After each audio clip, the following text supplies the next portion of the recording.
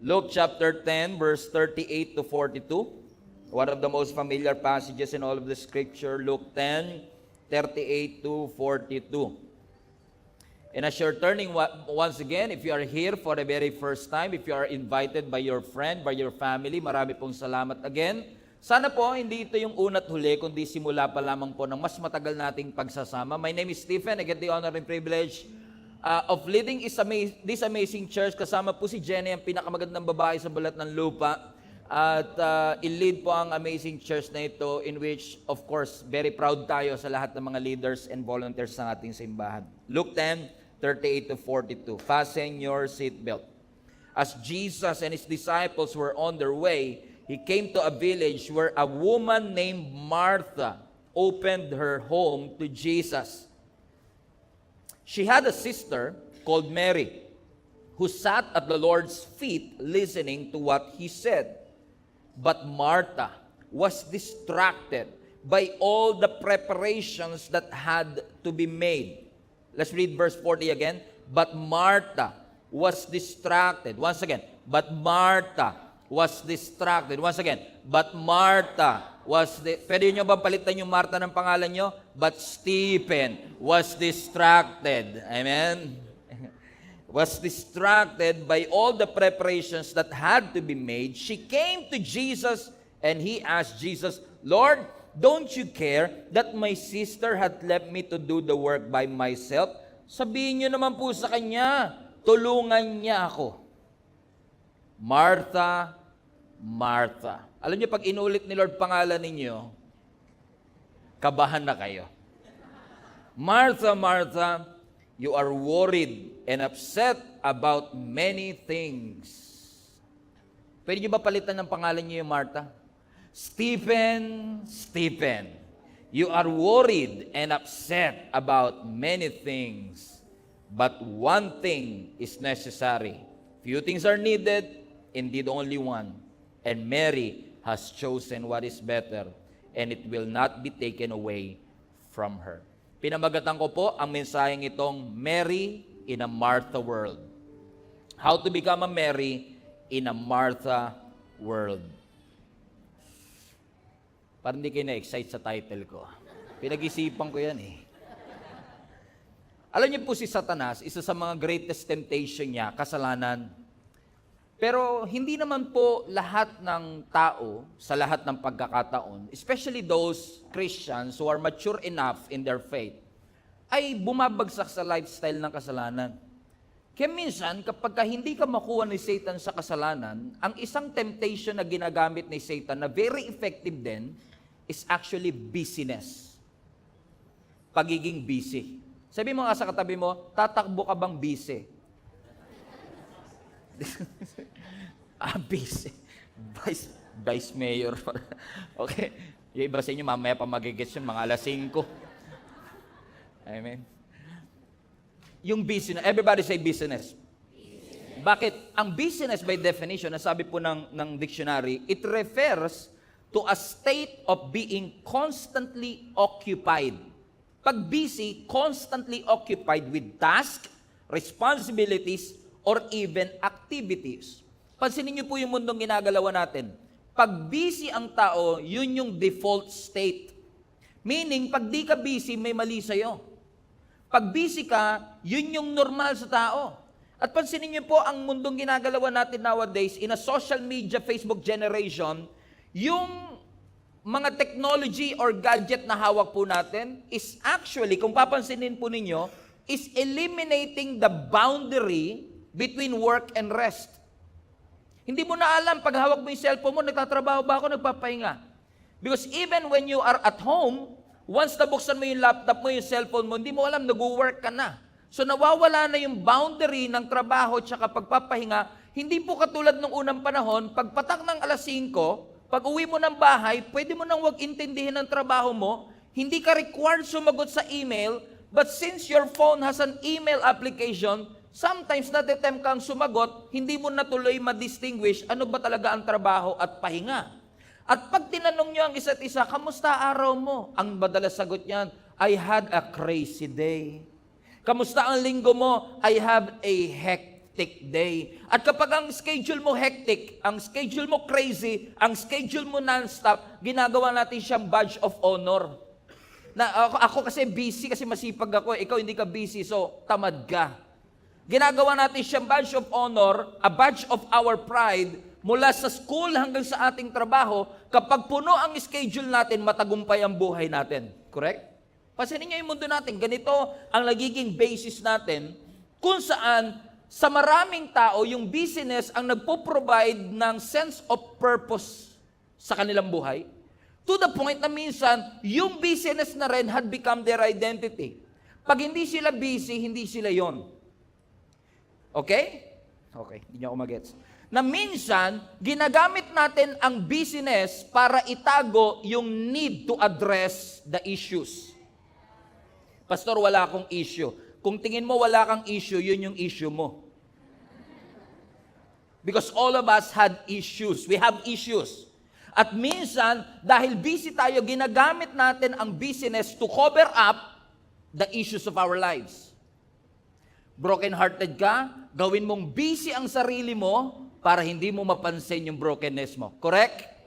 So ngayon, hindi mo na pinoproseso yung nararamdaman mo, ginagawa mo na lang busy ang sarili mo para makalimutan ang tunay na nararamdaman mo. Bakit? Kapag busy ka kasi, wala kang time mag-reflect. So kapag malungkot ka, gawin mo na lang busy ang sarili mo. Pag broken heart ka, gawin mo na lang busy ang iyong sarili. Nagiging sense of identity. Pag anxious ka, gawin mo busy ang sarili mo para hindi mo siya maalala. Broken heart ka, inom ka pare. Makakalimutan mo yan. Yun nga lang, kinabukasan, dagdag problema mo, may sakit ka ng ulo, may hangover ka. Pero anong ibig sabihin? Kasi pag puno ang schedule natin, pagka tayo'y busy, wala na tayong panahon para mag-reflect. Bakit nga ba ako nasaktan? Ba't ko ito nararamdaman? Ano ang purpose ng Panginoon kung bakit niya inalaw ang mga bagay na ito? Kaya po sinabi ng scripture sa atin that an anxious heart weighs a man down.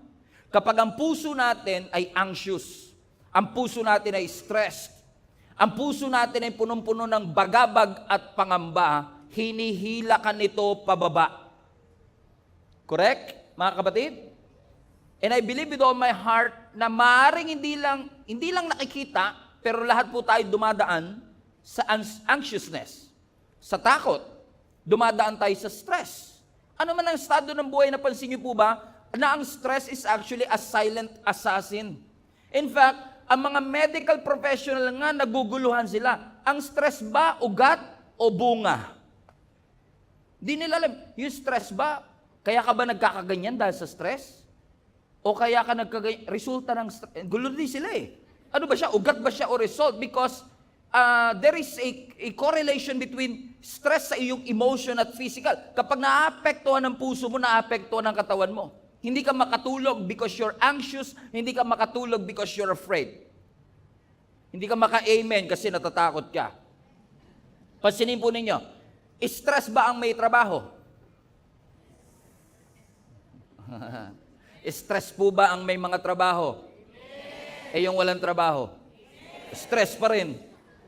Yung may anak po ba stress? Eh yung walang anak? Stress pa din. Stress po ba yung may negosyo? Eh yung walang source of income, o stress pa rin. Stress po ba yung tumataba?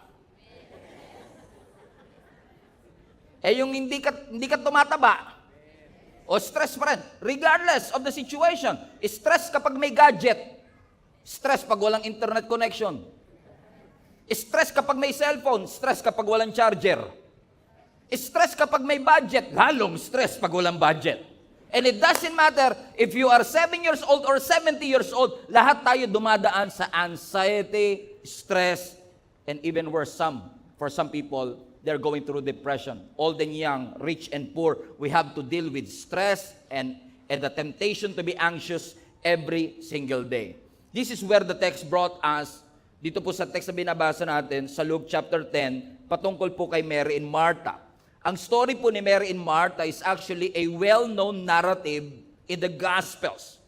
Ito pong storya na ito, nag-uusap ang Panginoon sa akin, kasi parang ipinakita po ng storya sa atin yung tension, everybody say tension, yung tension between the demands of life and the need for spiritual connection, which is parehong important. Tama po bang maging responsable ka sa buhay? Responsableng tatay, responsableng anak. It's good. It's not wrong to be responsible. So may demand ang buhay. Kung tatay ka, hindi pwedeng walang demand. Kung nanay ka, hindi pwedeng walang demand. Kung breadwinner, hindi pwedeng walang demand. But at the same time, may demand sa buhay, pero meron ding need for spiritual connection. Na minsan na isa-sacrifice ang spiritual connection ng demands of life. Na minsan naman to focus with spiritual connection, nagiging irresponsible naman sa buhay. Naunawaan nyo?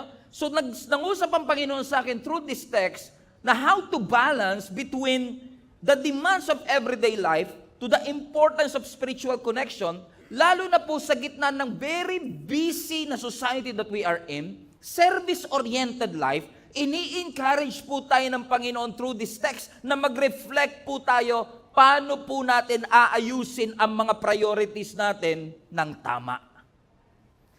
Sabi mo sa katabi mo, fasten your seatbelt. Papunta na tayo sa exciting part. So ang sabi ng text natin sa Luke chapter 10, si Jesus daw po kasama ang mga disciples, minimum of 13 people, puro lalaki. Pumunta sa bahay ni Mary at ni Martha, na kapatid si Lazarus, na next chapter sa ibang passage binuhay niya. Okay? So si Jesus together with his disciples, dumaan sa bahay ni Mary and Martha. Pareho nilang welcome si Jesus, pero si Mary lang ang nag-receive kay Jesus. Kasi sabi ng scripture, nung pumasok ang ating Panginoon kasama ang mga disciple, ang sabi ng scripture sa verse 39, she had a sister called Mary, 39 anak, who sat at the feet listening to what he said. So nung pumasok si Jesus Christ, ang sabi ng scripture, may dalawang magkapatid. Si Martha, si Mary. Nung nakita ni Mary na si Jesus ay nandyan, imbis na maging aligaga, imbis na maging abala, imbis na asikasuhin ang pangangailangan nila, umupo siya sa harapan ng Panginoon, nakinig sa sinasabi ni Jesus Christ. Pero ang sabi ng verse 40, kapatid mo to, katabi mo to, asawa mo to, lolo mo to, but Martha was distracted by all the preparations that had to be made. Pansinin nyo, dalawang babae, dalawang magkaibang posture.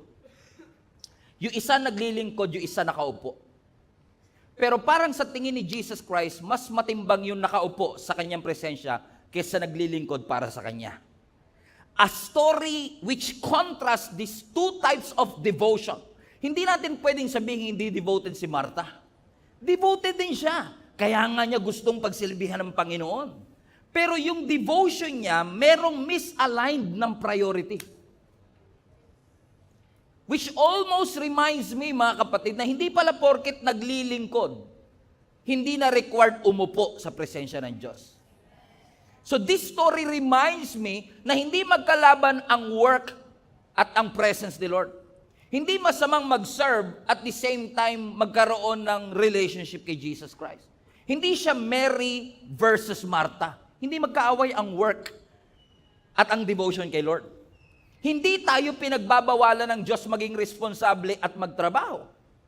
Pero ang sabi ni Lord sa akin, hindi siya Mary versus Martha, dapat siya Mary before Martha.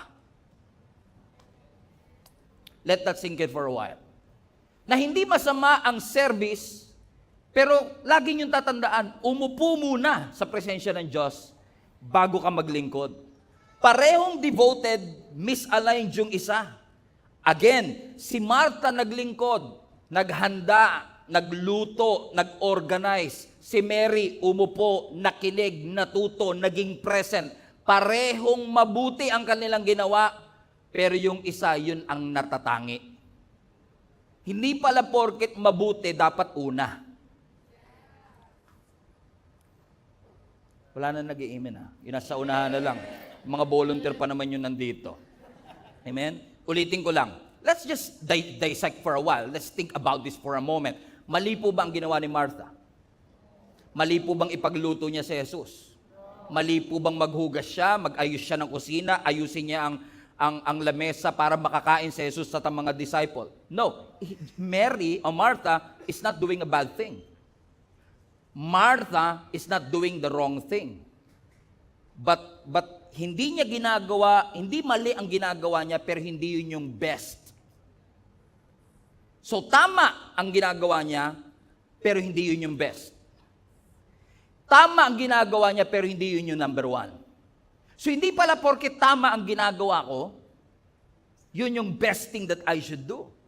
There is nothing wrong with what Martha is doing. But there is something wrong with what Martha is choosing. Pinili niya yung maglingkod bago umupo sa presensya ng Diyos. Sinacrifice niya yung best sa good. It's good to work. It's good to provide for the family. It's good to take care of the bills. It's good to take care of your children. But always remind yourself, ang best to sit at the feet of Jesus. That's what's best.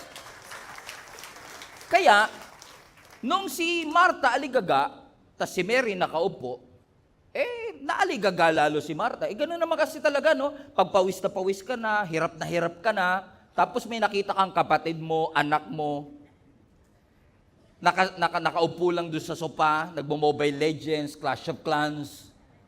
Di ba, maiinis ka, nakakainis naman talaga, di ba? Amen?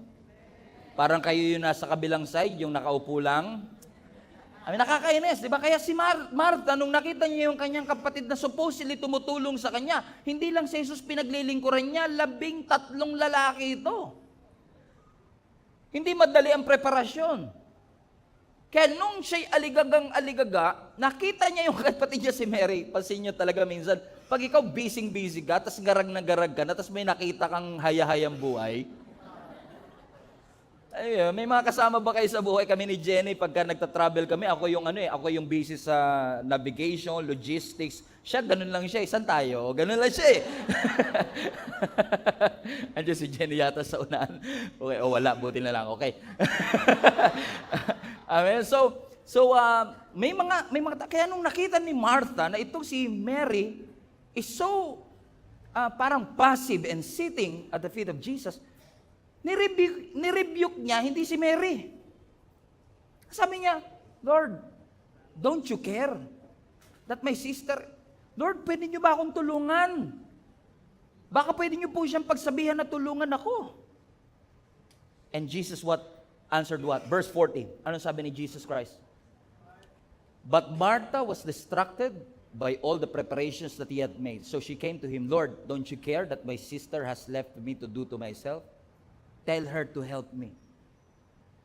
Hindi niya makausap yung kapatid niya, pinapakausap niya na lang si Lord. Ayaw niya, madalas mangyari sa akin yan eh. Kausapin mo nga yung anak ko, pastor, ayaw magbago eh. Ako pinapakausap, pero sila naman yung nanay.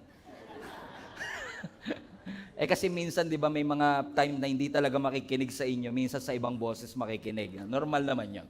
Next verse, verse 41. Next verse. Martha, Martha. Ang ganda ilagay yung pangalan natin dyan, no? Stephen, you are worried and upset about many things. But one thing is necessary. Isa lang ang pinakamahalaga. Tama ang puso ni Martha, pero misaligned yung kanyang priority. Masyado kang maraming pinagkakaabalahan. Ito lang dapat ang inuna mo. Tuloy, ang resulta, si Martha worried and upset. Itong si Mary, calm and present. Why? Because Mary chose to do the right thing. Pansinin niyo ang contrast. Si Martha, he is doing something for Jesus. Si Mary, he is being with Jesus. Big difference. Hindi pala porket may ginagawa ako sa Panginoon, yun yung best na pwede kong magawa. Kasi kahit gawin ko ang lahat para sa Panginoon, pero mas pinipili ko pa yung ginagawa ko para sa Diyos kesa yung makasama ang Diyos and to be with His presence, talagang masasabihan ka ng Stephen, You are worried and troubled about many things because only one is necessary. Yung balanse ng doing for God and being with God. Si Martha, prioritize niya yung activity. Si Mary, prioritize niya yung intimacy. So hindi porket may activity, may intimacy. Hindi porket naglilingkod, may intimacy sa ating Panginoon. Activity doesn't equate intimacy. Si Martha, distracted. Si Mary, devoted. And God, pansinin niyo sa scripture, si Lord, gustong-gusto niya talaga na tayo ay mag-spend ng panahon para sa Kanya. Alam niyo po ba yan? Tingnan niyo. For example, yung mga Israelites. Nung nilabas po ni Lord yung mga Israelites from Egypt to the Promised Land, sino ang ginamit niya para maging leader ng mga Israelites? Si Moses. Sabi ni Moses, Lord, anong sasabihin ko sa Paraon kapag tinanong ko sino nagsugo? Sabi mo, I am who I am. Lumapit siya sa Paraon. Sabi ni Moses kay Paraon, presidente ng Egypt, let my people go. Ang sabi ni Lord. Sabi ni Paraon, bakit? Because, ang sabi ng scripture, let my people go so that my people will worship me in the wilderness. Tama, ang purpose hindi maghatid ng freedom, hindi maghatid ng breakthrough. Sabi ni Lord, palayain mo yan, gusto ko silang makasama. God wants to be with you. Yun ang intention niya. Hindi kanya pinagpapala para yung pagpapala mag-alis sa'yo sa presensya niya.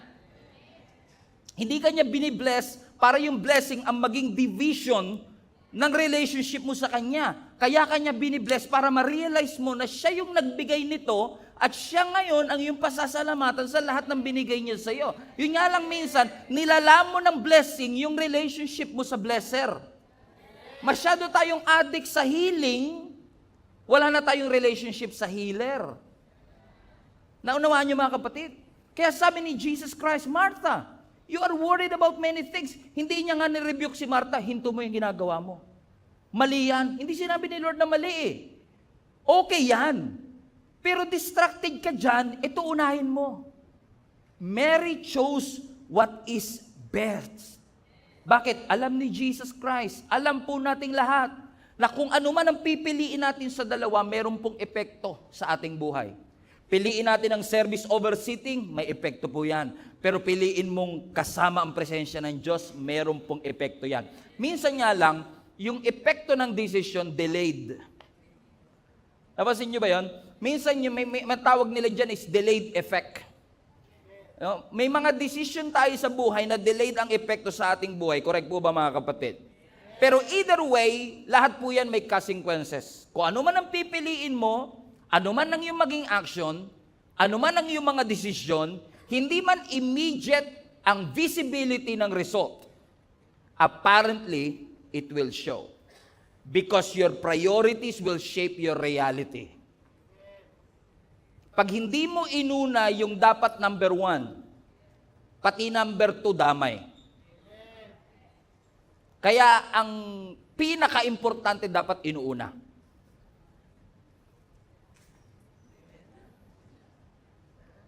Amen po ba? For example, classic na to eh. Binotones mo. Unang botones, mali. Pero sabi mo, nagkamali ako sa una, pero itatama ko sa huli. Tinama mo sa huli, pero mali pa rin. Kasi pag namali ka sa una, mali na lahat. Ganon din sa prioritization. Pag inuna mo yung service over sitting, kahit anong sikap mo, mali na lahat. Kailangan yung number 1, yun ang number 1. Kaya sa mga Christian, alam nyo, napakadali na po ng priority sa buhay natin. Ano sabi ng Bible? Seek first the kingdom of God and His righteousness, and all these things will be added unto you. Sinuportahan niya ng Psalms 23 verse 6, blessings and mercy shall follow you all the days of your life. Sino sa inyo gusto nyo habulin kayo ng blessing? Ba't kayo humahabol?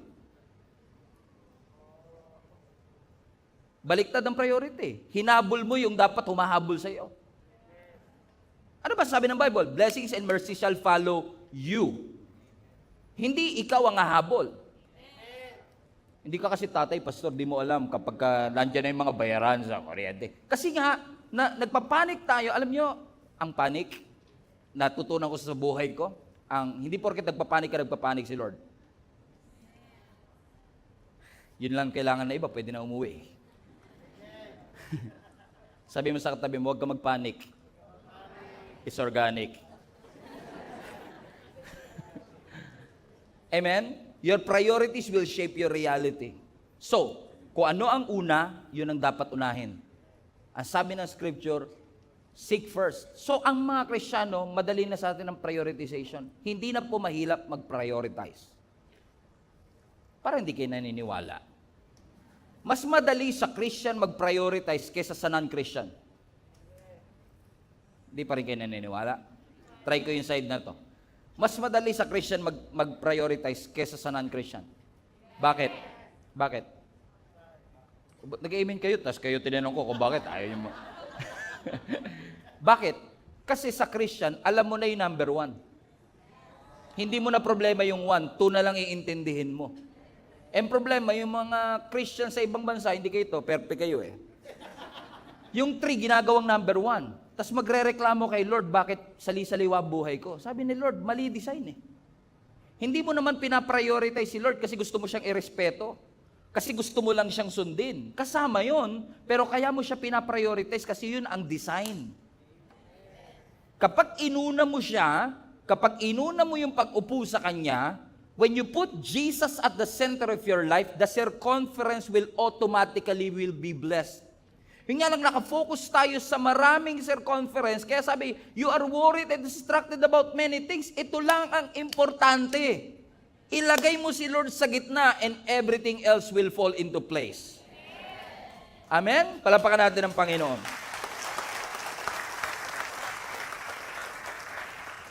Yun nga ginawa ko, Pastor. Inuna ko si Lord. Nagsimba ako 2 linggo. Wala naman nabago sa buhay ko eh. 2 linggo? Bakit? Kasi ayaw natin nagtsatsaga. Gusto natin immediate result. Pero karamihan ng decision mo, hindi naman immediate ang result eh. Tama? Masama o mabuti, hindi immediate. For example, yung dahon ng halaman o dahon ng puno, pag tinanggal mo siya, pinitas mo siya, kung green yung dahon, nagiging brown ba agad?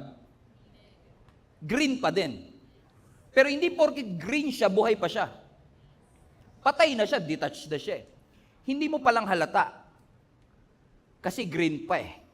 But it's only a matter of time yung green magiging brown. Bakit? Detached. Kaya maraming ganyan eh. Hindi kayo ito taga-ibang church. Hindi ako nagsimba 6 na linggo. Okay pa naman ako. Green pa oh. Tama? Pag nag-pray ako, parang sinasagot. Wala namang nangyayaring masama sa pamilya ko. Mga anak ko, okay pa naman. So okay lang siguro, naintindihan siguro ni Lord, gawin ko ang 7 times. 8 times. Pero hindi natin alam, yung epekto ng decision, delayed ang result. Hindi porket okay pa sa pananaw mo, ay ibig sabihin okay ka pa. The moment na dinitouch mo yung sarili mo sa Lord, yun na yung simula that the separation is the start of your death spiritually. The moment you detach yourself, nawawala tayo. Kaya minsan may nagtanong sa akin, Pastor, ba't kaya ganun, no? Nung hindi na ako nag-church, nung hindi na ako nagpe-pray, sunod-sunod yung mga desisyon kong mali. Napansin nyo rin po ba yun? Mapapansin niyo po yan. Pagka ikaw lumayo ka kay Lord, for example, hindi ka na nagpe-pray, hindi ka na nagbabasa ng Bible, parang nakalimutan mo na siya. Birthday mo na lang siya maaalala. Mga ganun. Sabihin, ba't kaya ganun? Nung lumayo ako kay Lord, parang I made a lot of stupid decision. And one day, somebody told me, ba't kaya ganun, Pastor? And my answer is very simple. Kasi kung yan si Lord, lumayo ka, hindi lang presence ni Lord nilayuan mo. Pati source ng wisdom, nilayuan mo. Source ng peace, nilayuan mo. So wag ka nang magtaka kung di ka payapa rito. Kung wala kang wisdom dito. Kung saliwa ang buhay dito. Kasi ang tunay na wisdom nandun sa presensya niya. Ang tunay na wisdom nandun sa presensya ng Diyos. So the more that you are intimate with Jesus, yung wisdom dumarating. So para sa akin, mga kapatid, gusto kong i-remind, alam mo, tinuruan ako ng Lord dito. Intimacy is paramount sa Christian life. Yan ang number one. Kailangan meron tayong right relationship kay Lord. Kasi hindi porkit hindi pa natin nakikita ngayon, wala siyang epekto. Pero the moment na nagdesisyon ka ngayon na ayusin ang buhay mo, magsimba, may struggle, may challenges, pero may epekto ito. Hindi lang sa'yo, pati sa mga magiging anak mo in the future. Kung itutuloy mo, kung magiging consistent ka rito, kapatid. Amen ba mga kapatid? Sino sa inyo, nung nag-sit up kayo, nag-exercise kayo? Wala nag-exercise Oh, sino sa inyo, pag nag-exercise po kayo, limbawa nag-sit ups kayo, pag nag-sit ups ka ba, meron ka na kaagad abs? Absent pa rin, di ba? Absent pa rin yan eh. Kaya minsan napoprostrate ka, pag sit up mo, 500 sinit up mo, sakit na yung tiyan mo, tingin ka sa mirror, wala Bakit? Nag-aantay ka ng immediate result. Di ba? Pero hindi porket wala kang makita, walang nangyayari. Kaso sinukuan mo na kagad. Amen? Aatin ako ng growth track. Nakatapos ako ng Discover Series, wala naman nangyari sa buhay ko. Sumuko ka kasi kagad Hindi mo alam na kung itutuloy mo yung tamang desisyon, it will lead you to a better life. Ganon din sa mali. Ganon din sa mali. Sa una, akala mo walang epekto yung mali, pero kung itutuloy-tuloy mo, kapahama ka ng dulo niyan. Amen po ba mga kapatid? Tama? Halimbawa, maganda yata ngayon mag-invest Power? Power. Power? Okay. Halimbawa, 25 years old ka. Sabi, alam mo, habang bata ka pa, mag-invest ka. Bumili ka ng real estate. Kung kaya mo bumili, mag-ipong ka, mag-invest ka. Pag nag-i-invest ka habang bata ka, parang ikaw lugi, para kang nawawalan. Di ba? Kasi hindi mo naman kagad makukuha Hindi mo kagad makikita yung result. Pero antayin mo, 30 years later, magpapasalamat kang sinumulan mo ng maaga. Tama ba mga kapatid? Bakit? Kasi yung epekto ng desisyon, may delayed effect. So the moment that you decide, maglilingkod ako, okay lang walang quiet time, okay, maglilingkod ako, ayoko umati sa mga mentoring, basta ako, maglilingkod na ako. Puro responsibility, walang intimacy. Amen? Akala mo walang effect, okay ka pa, magugulat ka, 6 months, 6 years, burn out. Kasi ang effect delayed. Correct? But at the same time, when you focus on Jesus, when you prioritize His presence, when you sit at His feet, tinatawanan ka ng iba, hindi ka nila maintindihan, but time will come. You will be grateful na ginawa mong number 1, yun dapat mong inuuna. Amen po ba mga kapatid? Actually, yung principle na yan, tied up din po yan sa principle ng sowing and reaping Because what you sow right now, S-O-W, what you sow, tinanim mo, what you sow will eventually show. Correct? Yan yung, sabi ng scripture, kung anong tinanim mo, yun ang aanihin mo. But you don't reap on the same season that you sow. Hindi ka umaani sa parehong season. Hindi porket nagtanim ka ngayon, nandito na kagad ang ani. Tama? But what you sow right now will eventually show. So when you prioritize God today, it will show 10 years from now. When you prioritize business, when you prioritize your life, kailangan ko gawin to, kailangan ko maghabol, kailangan ko magpakayaman, in which hindi po mali. Just want to clarify. Amen? Mali, alam nyo mali, yung maging irresponsable. Mali yon. Tamang maging responsable. Kung ikaw po'y tatay, maging responsableng tatay. Kung nanay, maging responsableng nanay. Kung anak, maging responsableng anak. Do everything that you can to be as responsible enough as possible. But, always remember, no matter how responsible we are, pagdating ng challenges, sino po ba tatawagan natin? Sino po ba ang hahanapin natin? In the midst of trials and difficulty, whom you gonna call? Ghostbuster? No. Jesus Christ. Amen. Yung mga millennial nakakaintindi sa akin. Galatians, di na nila kilala yung Casper na naabutan yan. Galatians 6 verse 7 to 9. Do not be deceived. God cannot be mocked. A man reaps what he sow. Tagalogin ko yung last part. Aanihin ng tao ang kanyang tinanim. So, by that principle, whoever sows to please their flesh, from the flesh will reap destruction. So kung magtatanim ka sa laman, ang bunga niyan, destruction. Pero kung magtatanim ka sa spirit, from the spirit you will reap what? Eternal life. Ito yung last part gusto ko, verse 9. Everybody read. Sabi mo sa katabi mo, let us not become weary in doing good, for at the proper time. See? Yung result dulo, at the proper time we will reap a harvest if, conditional, if we don't give up. Ang problema, inaantay mo na yung reaping, 2 beses mo palang ginawa. Napofrustrate ka ngayon. Sabi ng scripture, aani ba? Yes. Ulitin ko po, bigyan ko kayong chance. Aani po ba? Yes. Pero kailan? Proper time. Pero minsan, dumating yung proper time, gumibap ka naman. Sinukuan mo naman. Correct? So, ang sinasabi ni Apostle Paul sa Galatians, yung ginagawa nyo mabuti. Huwag nyo hintuan. Every week ka nagsisimba?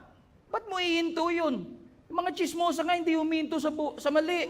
Yung mga magnanakaw nga, hindi huminto sa mali. Tapos ikaw, mabuti ginagawa mo, ihinto ka? Sabi, do not give up in doing good. Hindi porket hindi mo nakikita yung resulta ng choice mo ngayon, hindi ibig sabihin walang epekto yan. So sinasabi ni Apostle Paul sa atin, do not give up. Huwag kang maging weary dahil wala kang makitang resulta. For in due season you will reap. Amen? So yung pananalangin mo, pag-i-invite mo ng mga kaibigan mo, pag-i-invite mo ng pamilya mo, kung sa 3 invite mo, wag mong sukuhan pag di sila sumama. Ulit-ulitin mo, kulitin mo. Amen. Pag swimming nga, inaaya nyo sa swimming, lilibre nyo pa eh. Amen? Naalala ko yung, pagka ito ang usapan, naalala ko yung nanay ko eh. Kasi kami magkakapatid, 5 kami eh, 5. Ako lang may itsura. Joke lang kay Bayo, kinuha ko lang. Okay, 5 kami magkakapatid, pero para ho kaming hagdan. No? Ako ang panganay, yung pangalawa ko, 1 year lang ang gap. Tapos may konting gap yung pangalawa, pangatlo. Si Len, Pastor Len yung pangatlo. Then yung si Aileen, 1 year lang din ang gap. And then si Andrew, yung bunso po namin. So nung lumalaki po kami, nag-i-start si Tatay Larry na maging pastor na. Naglilingkod siya sa Panginoon. At dahil naglilingkod siya, talagang nahihirapan silang i-navigate. No, ano ba, maglilingkod ba tayo o iaalagaan natin iiwan na lang ba natin yung mga anak natin para makapag-serve tayo ng walang distraction? Pero pinili nila na every Sunday dadalhin talaga kami. Kahit nakakommute, kahit mainit, kahit mahirap. Yung nanay ko, naalala ko kasi ako panganay, so mga 6-7 years old na ako noon, mag-jeep kami mula sa may Malabon, Asoge Street na kami lumaki. No? Just sa may Tugatog, Malabon, mag-jeep kami hanggang dito sa may Caloocan. So pag nag-jeep kami, nanay ko parang Christmas tree. May sabit na Santa Claus dito, may sabit na regalo rito. Para siyang Christmas tree, dadadala niya kami. Every week yon, sa loob ng ilang dekada. Pero hindi niya sinukuan. Sa una, hirap na hirap siya. Akala niya walang epekto. Kasi pag uwi ng bahay, makulit pa rin anak niya. Pag uwi niya ng bahay, hindi pa rin naguhugas. Nagtatalo pa rin kung sino maghuhugas ng tanghali at gabi. Pero yung ginagawa niya, delayed ang effect eh. Sino ba mag-aakala, naging pastor yung 2 sa anak niya? Lahat naglilingkod sa Panginoon. O kung hindi niya ginawa yun, kung hindi niya pinili yun noon, kung hindi niya pinagtiisan yun noon, baka nagmumroblema siya kung paano i-fix sa dulo. Pero dahil pinili niya ang mas mainam, delayed ang effect, pero may resulta po in the future. Huwag niyo sukuan porke mahirap. Kasi in due season you will reap. Walang disiplinang madali agad sa simula. Nag-low carb ako, pastor, 3 araw. Iba lumabas, high carb. Oo. Ano sabi ng Hebrews 12 verse 11? No discipline seems pleasant at the time. It was painful. Masakit siya. Lahat ng disiplina masakit. Amen? Come on, let's preach to ourselves. Sabihin nyo sa sarili nyo, sabihin ko sa sarili ko, amen, walang disiplinang madali. Sabihin nyo. Amen? Ulitin natin, walang disiplinang madali. Gumising ka ng maaga, kumain ka ng healthy. Come on.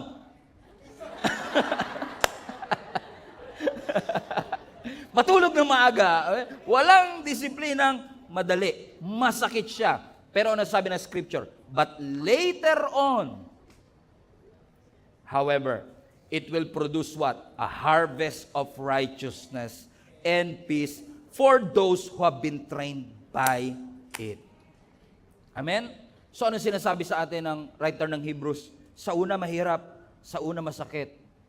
Sa una, pag pinili mo yung magmumukha kang masama, magmumukha kang tamad sa mata ni Marta. Magmumukha kang walang silbi sa mata ng ibang tao. Pero I'm choosing the right thing. This is what God wants for me, to rest in His presence. Yung nga lang, takot tayo magpahinga minsan kasi ang thinking natin ng rest, passive lagi. Gusto niyo po bang magpahinga? O tayo niyo, di kayo maka-amen. Kasi ang interpretation ng magpahinga, mamayapa. Magpahinga habang buhay. Di ba ganun ang perception natin ng rest? Pero rest is, yung rest na sinasabi ng scripture. For example, Matthew 11:18 verse 28. Ano sabi ng Matthew 11? Come to me, all of you who are weary and burdened, and I will give you what? Rest. Hindi sinasabi ni Lord na kapag ikaw burdened, pagod, lumapit ka kay Lord, patay ka. Mamamayapa ka na. Bibigyan kita ng pagpayapa. Saint Peter ka ngayon. Hindi ganun yung sinasabi ni Lord. Yung sinasabi ni Lord na rest dito, hindi passive rest. Active rest. You're working, but resting at the same time. Alam niyo po kung bakit?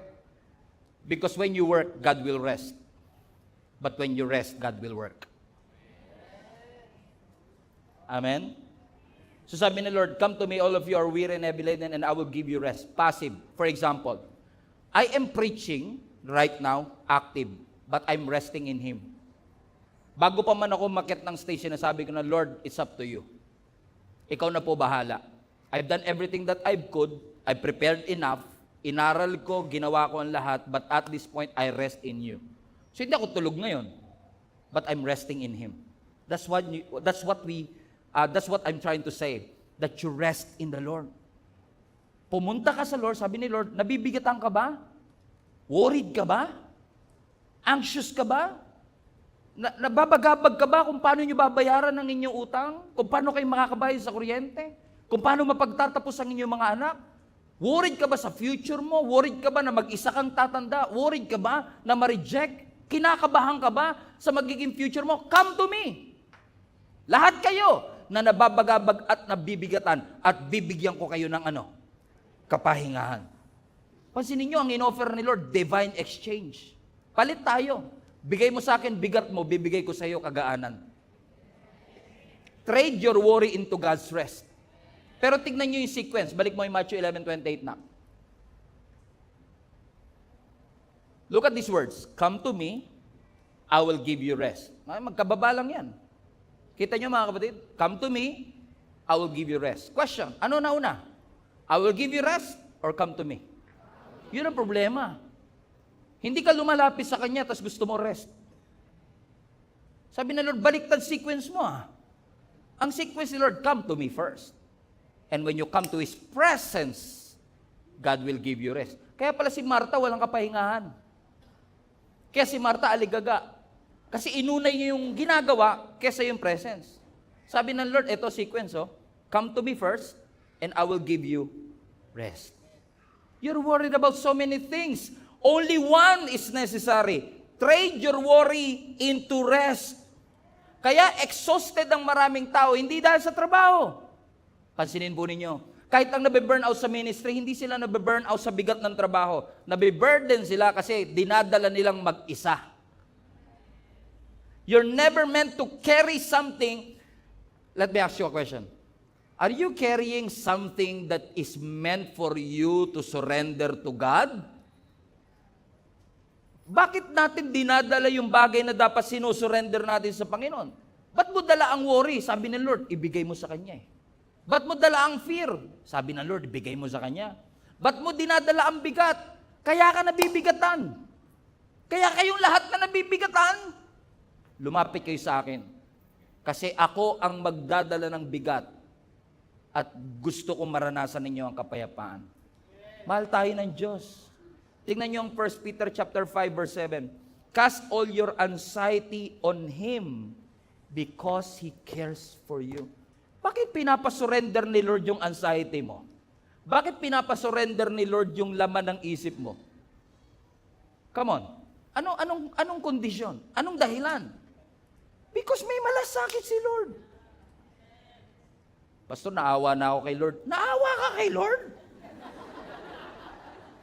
Ayusin mo ay sinasabi mo. Ang dami na po kasi niya masyadong planetang pinapaikot. Dadamay pa po ba yung problema ko sa buhay? Hindi. Yun nga mali natin. Ina-underestimate mo yung Diyos mo. Ino-overestimate mo yung higante sa harapan mo. Sabi ng Lord, wag mong i-underestimate ang kakayanan ng Diyos. Ibigay mo sa Diyos. Pastor, 8 billion ng tao, kung lahat yan magbibigay ng problema, wala pong degree of difficulty sa Diyos. Hindi porket mahirap sa'yo, mahirap sa Kanya.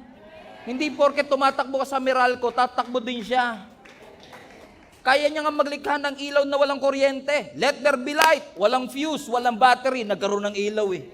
Huwag nating i-underestimate ang ating Panginoon. Stop carrying the pressure of performing.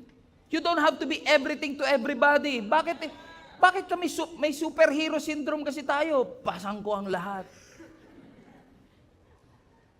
You don't have to. Sabi ng Lord, ba't mo pinapahirapan ang sarili mo? Bigay mo sa akin. Yung iba naman, binigay daw. Pero ang totoo, hindi naman talaga. Sino sa inyo kapag may dinadala kayo, nananalangin po kayo kay Lord? Lord, sana magbago na po ang asawa ko. Lord, sana makaahon po kami sa hirap, makabayad po kami sa utang, nananalangin po kayo. Pero ba't ganun? Nag-pray ka na, pero ayaw mo pa i-release. Paano ko nasabi?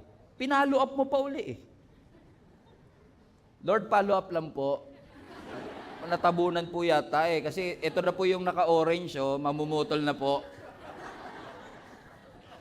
Kada makakita ka ng orange, nagpapanik ka eh. Aligaga ang buhay mo eh. Magaling tayo mag-pray. Alam niyo, napansin ko mga Christians, magaling sa praying, mahina sa surrendering. Magaling sa praying, mahina sa releasing. Iniyak mo na ba kay Lord? Ulitin ko, iniyak nyo na po ba kay Lord? Ba't di nyo pa i-release? Iniyak na pala eh. Gusto mo may second part? Kung iniyak mo na kapatid, ibigay mo na. Kung ipinag-pray mo na, ibigay mo na. Hindi sinasabi ng Lord, wag ka nang gawin. O, binigay ko na Lord ha. Hindi kinokorek ni Lord ang work. Tama ang work. Ang kinokorek ni Lord yung priority. Unahin mo ang Panginoon. Kasi when God is first, everything will find its place. At mapapansin niyo po yan, kapag hindi niyo priority ang Panginoon, laging mabigat ang lahat ng bagay. Nung nilikha nga po ng Diyos ang mundo, may divine and intentional sequence. Ano na una? Tao o oxygen? Diba? Kung ang Diyos hindi intentional, kung ang Diyos hindi marunong mag-priority, what could have happened? On the first day, in the beginning, God created the man. First day, nilikha ang tao. Hinubog tayo sa kanyang wangis, hiningahan.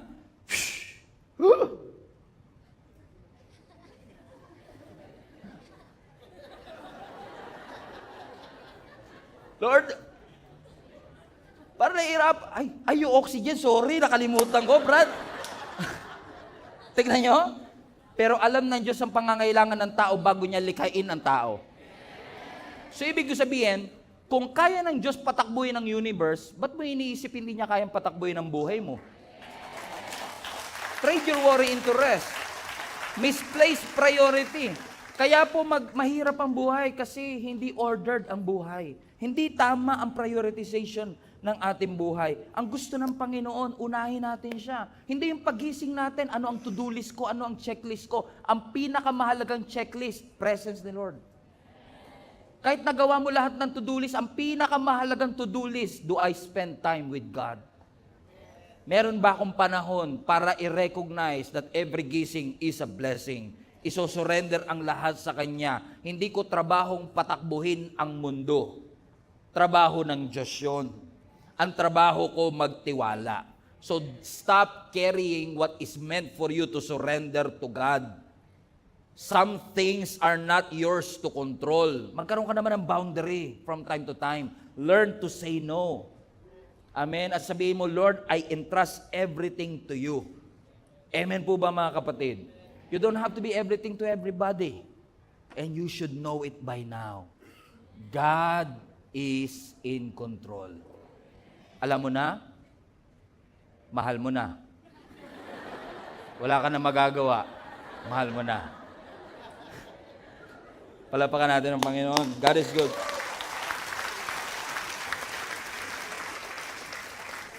So just like our Lord Jesus Christ is asking you, calling you, Martha, Martha, you're troubled and worried about so many things. One thing is necessary. Prioritize God, and everything else will fall into place. The right response to all this anxiety, stress, I believe in therapy, I believe in counseling, but I believe that the Word of God is wiser than the wisest counselor. I believe that the Word of God is wiser than the wisest therapist. At niresetahan tayo ng Panginoon sa Biblia ng iba't ibang pamamaraan in case daraan tayo sa mga tagpo ng buhay natin na maa-anxious tayo, matatakot tayo. Anong sabi ni Lord sa atin si John 14? In this world you will experience many trouble, but take heart, for I have overcome the world. My peace I leave with you. Iniiwan ko ang kapayapaan sa inyo. Ano ang sabi ng Psalm 56? Do not worry about tomorrow. Kapag natatakot ka, ibigay mo ang pagtitiwala mo sa ating Panginoon. Isaiah 41, don't be afraid, do not fear, for I am with you. Psalms 23 verse 4, when you walk through the valley of the shadow of death, you should not be afraid, for God is with you. Psalm 46 verse 1, God is your refuge and your strength, the very present help in times of trouble. Philippians chapter 4, do not be anxious about anything. Instead, be thankful about everything, for this is God's will for your life.